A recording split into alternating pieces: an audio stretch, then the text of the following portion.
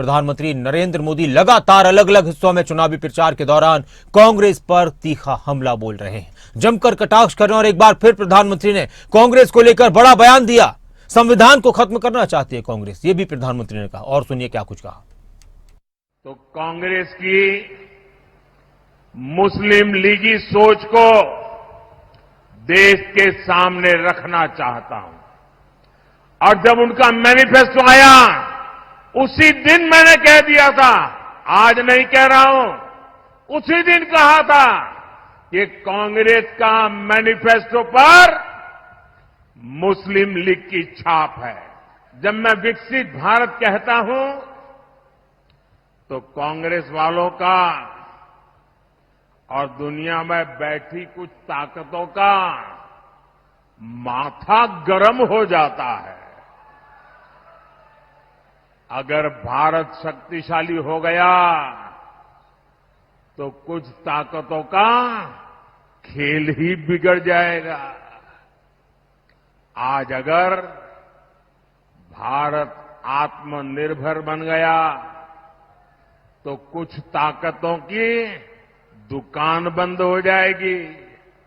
इसलिए वो भारत में कांग्रेस और इंडी गठबंधन की कमजोर सरकार चाहते हैं। ऐसी कांग्रेस सरकार जो आपस में लड़ती रहे, जो घोटाले करती रहे।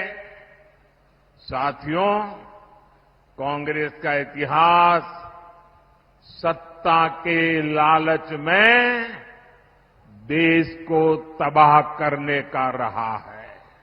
कांग्रेस संविधान बदलकर एससी, एसटी, ओबीसी का हक अपने वोट बैंक को देना चाहती है। भाई और बहनों, ये सिर्फ आपके आरक्षण को ही लूटना नहीं चाहते, उनके तो और बहुत कारनामे हैं।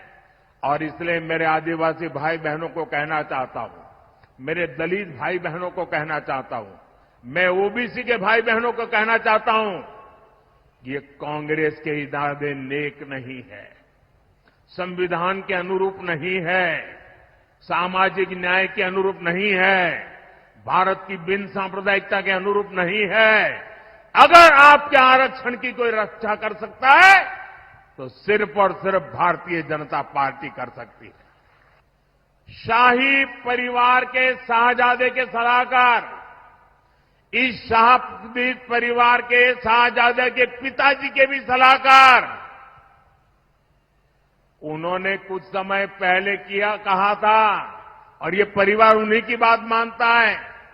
उन्होंने कहा था कि हमारा देश का जो मिडिल क्लास है, मध्यम वर्गीय लोग हैं, जो मेहनत करके कमाते हैं, उन्होंने कहा उन पर ज्यादा टैक्स लगना चाहिए। ये इन्होंने पब्लिकली कहा है। अब ये लोग उससे भी एक कदम आगे चले गए हैं। अब कांग्रेस का कहना है कि वो इनहेरिटेंस टैक्स लगाएगी।